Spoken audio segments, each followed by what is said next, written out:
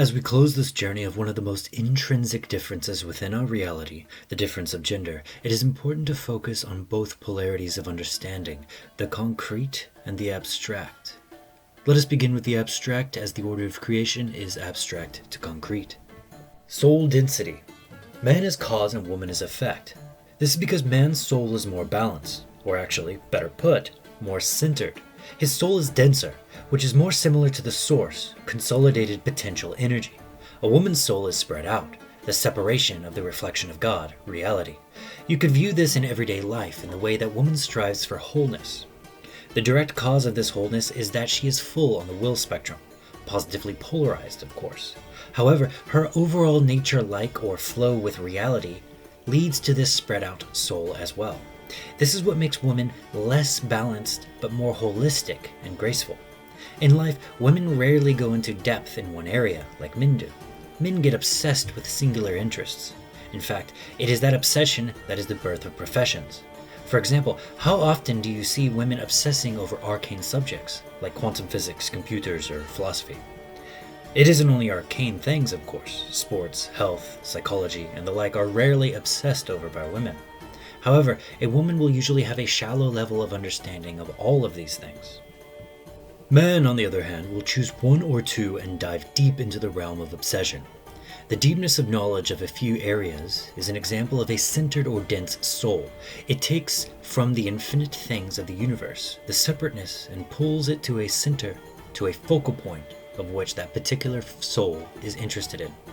So, the soul is internally balanced, having a focal point from which all things are referenced to. For example, a scientist would have a focal point of science. All things are seen through the lens of science, for science is at the center of his soul. Woman does not have a center focal point of the soul. Her soul is widespread. Therefore, she has a greater awareness of reality in general. You may have noticed how women will often point out obvious things to men that men have gone unaware of. Women will think of everything, but to a shallow level of degree. Men will focus on a few things deeply and often miss other things. You can especially see this in genius-type men who will be helpless with simple everyday things, but damn near gods in their area. Einstein, for example, often needed help finding his own house. Now, the density of soul having a focal point in one thing is the only place from which one can create. Only a scientist can create new science. A philosopher can create new philosophy. A dabbler cannot possibly have the depth of understanding to create something new. This is another reason why nearly all human creations were made by men. The widespread soul of a woman does not create, but experiences the reality made by men, reflecting their impressions upon men, becoming the way of the current reality. Example, women quickly adopted the way of cell phones after Steve Jobs made them popular. Men, of course, are the ones that delved deeper and understood the components and functions of the phones better, but women are the ones that made it a part of their life, made it their way. They are showing the creators of the cell phone a reflection of the cell phone in reality.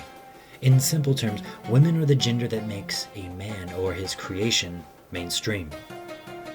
The paradox of balance. I have stated that man is more balanced than woman. This is but a half-truth and depends on your angle of perception. Man has a more balanced soul within himself. However, woman is more balanced relative to the universe. So, you will find that woman is more holistic in life, and that the sum of her parts will lead more to the center of things. Man is often focused in one area, as I mentioned, which is less balanced relative to the universe. For example, a man with a focal point soul of art is polarized against a scientific focal point soul. Man has internal balance and woman has external balance. This is obviously seen in the way in which women are agreeable externally. They have a much more balanced approach to interacting with other people, sometimes using a frightening social chameleon technique, changing themselves based on what men are around. Though they are not actually changing, they are just reflecting a different man, as they can do that because their soul is spread out. Disbalanced without a strong center, which causes external balance. Man then sticks to his convictions more and is disagreeable externally. So he will not change himself for others. It's ironically funny to me. The rigidness of self is the internal balance that causes external disbalance. And the internal disbalance of a spread soul actually causes external balance. View these differences in motion. This is quite simple. Man looks at nature or reality and orders it into a focal point of his soul, and then from that focal point he becomes a mini god and is able to create. So, this process is going from the separateness of reality and ordering it into a focal point or subject to then create. Woman takes from the creations of man or the creations of the universe and brings them into life, or in other words, makes them a part of reality. This is a form of creation too, and is also done in the form of having children. Woman breathes life into the creations of man, so she brings the purely ordered, the focal point creation, and makes it a part of the current reality, a part of the chaos.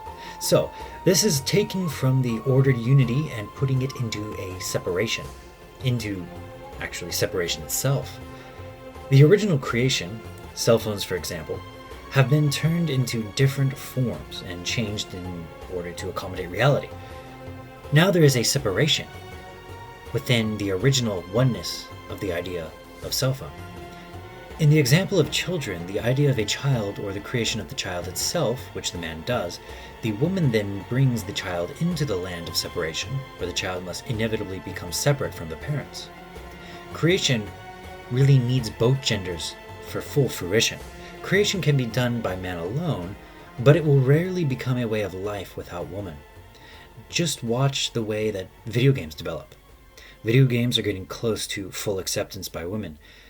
So when that actually happens, you will start seeing video games very differently. The uses of games will multiply and separate and become much more involved in everyday life. An example you can look at now is film.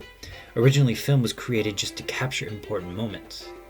It slowly developed as it was accepted, and now with full acceptance by the feminine is used in everything from education to surveillance. It has separated into many forms from the original creation. Woman brings children or new ideas into reality and integrates them with life, setting them free. Man takes elements from life and creates something new. This too is a cycle. The politics of today and the disbalance of gender. Man is cause, woman is effect. Man is internally balanced and externally disbalanced. Woman is internally disbalanced and externally balanced. Man has ability and woman has value.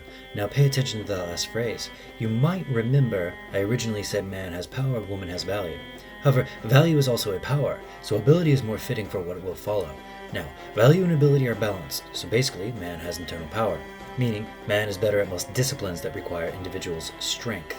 This would include nearly everything of use in life, from mathematics to ping pong. He, as an individual as himself, is more powerful than woman. He derives power from within. However, he is externally weak, as men have no inherent value to others. It is difficult for man to derive power from his surroundings. This is obvious in that no one wants to take care of a weak man, but people love to take care of a weak woman. Now you might ask how a man could be a leader if he cannot derive power externally. This is power taken by internal will and success, not power given to the leader directly by society. It is based on strength and respect, which is why female leaders are rare. Woman derives her power externally from those around her who value her. The degree to which she is beautiful, soft, understanding, and kind is directly related to her level of power, equal and opposite to the man, who must be strong and stiff. The frightening part about a woman's power is that it is multiplied by the size of her social network. The more people who value her, the more power she can derive from those people, particularly men.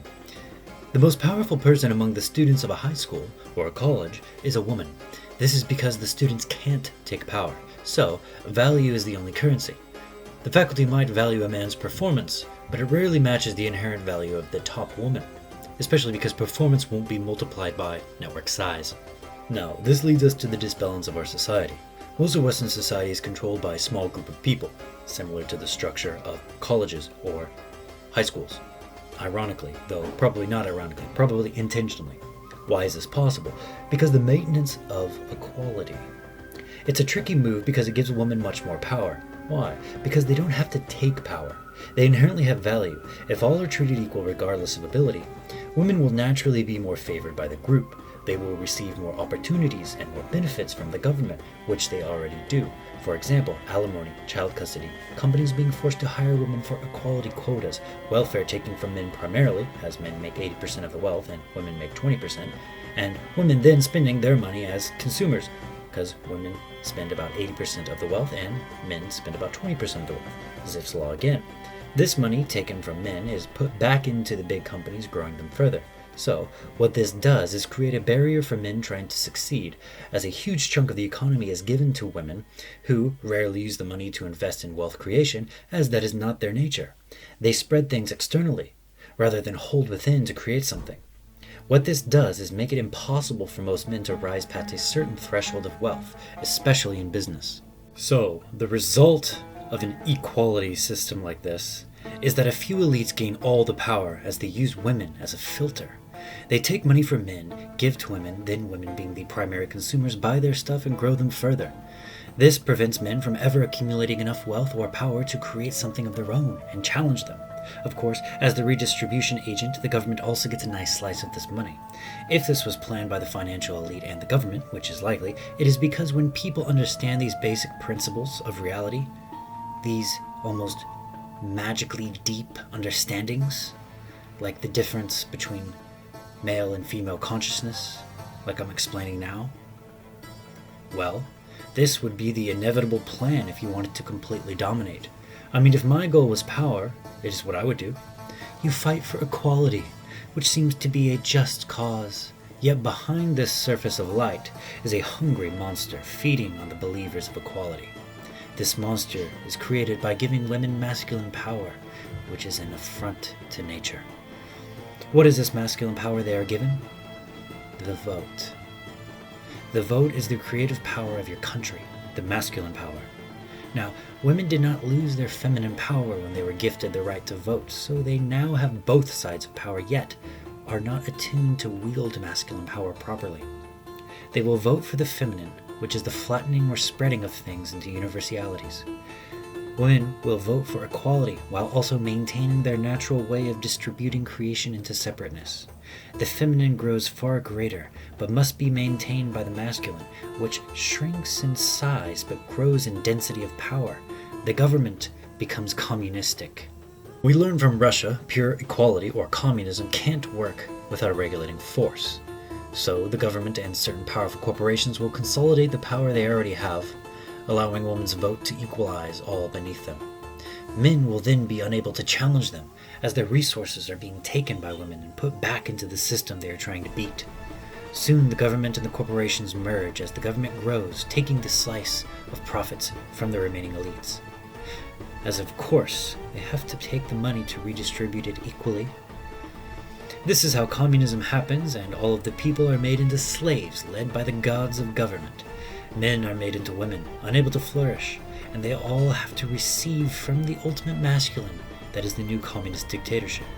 This is what happens when women are given the right to vote, or given any kind of masculine power. That extra power will grow the feminine unnaturally, to which the majority of men will have to act as the feminine, not creating or fighting for themselves, but serving their elite masters for the sake of equality among the masses. It is such a simple trick to beat men. Convince them to give their power to women and watch them become women. Then the last men remaining will consolidate all of that masculine power into ultimate control over society. And actually, the masculine and feminine will still be balanced here. The masculine energy will be put into so few people that they have unbelievable cause power or directional power, and it will not be balanced by any kind of equal feminine power as should be intended by the natural way of this world.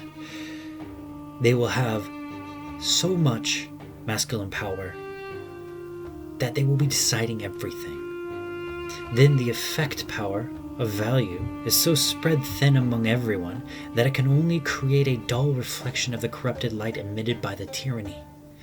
It can never reflect it properly and create a cycle. The many become slaves and the few become gods. This is obviously extremely unstable, as it gives the elite so much masculine power that they cannot handle it, and can only place it among the masses who have lost almost all of their polarity, being slightly feminine, hermaphrodite, idiot, zombie slaves. The masses will not reflect things properly, as there is no feminine power equal in concentration to that masculine power to create a constant cycle of growth at all. So, without that polarity, the elite go insane and end up killing millions as they did in Russia, probably just to feel something, and to whip the zombies into actually working and maintaining their corrupted world. Second, the masses, who have lost all creative inspiration and gender polarity, lose the will to do anything, and everything collapses. So, there you have it. Women currently have masculine power, and that will lead to communism. So basically, to balance society, the vote should be earned by a certain level of masculine power, measured through accumulated wealth, great deeds, and sacrifice. This will allow some women who can manage achieving that to vote as well. However, it will prevent those without the masculine creative spark to vote, and that includes weak men. Weak men, and most women, naturally do not have the power to decide the destiny of a civilization. Do not let them have it in the form of a vote. The vote should be earned. Also, of course, the opposite of an overly feminization of the masses, is giving a man or a group of men divinity. This will give them inherent value to which they then have masculine and feminine power. This will inevitably become a dictatorship or an inflexible caste system. Basically, in both situations, dictatorship or communism, the male dominance hierarchy is altered, putting a few very high and flattening the rest. The hierarchy should be a pyramid shape, where there are less at the top. However, the growth of power climbs naturally. Communism or a dictatorship would be shaped like a floating death ball overseeing the rest of the masses. So there you have it. The difference between masculine and feminine energy. The cause, the effect, one and the same, a cycle of consciousness. Man is internally balanced and externally disbalanced, and receives power from within. Woman is internally disbalanced and externally balanced. Woman receives power from without. Masculine power, including the vote, shall be earned, not given. Feminine power shall be measured by the value of being, not the actions of being, such as created titles or divine rights. Should this balance of feminine and masculine superpolarity be protected, the growth of our consciousness as a species will be at its highest speed. Men will have the freedom to create, and women will be lifted from their masculine responsibilities and once again be free to be. The light will shine, and the reflection will bring that light to life. Adam Kadmon will be healed, the Superman in progress, and humanity restored, love superpolarized once again.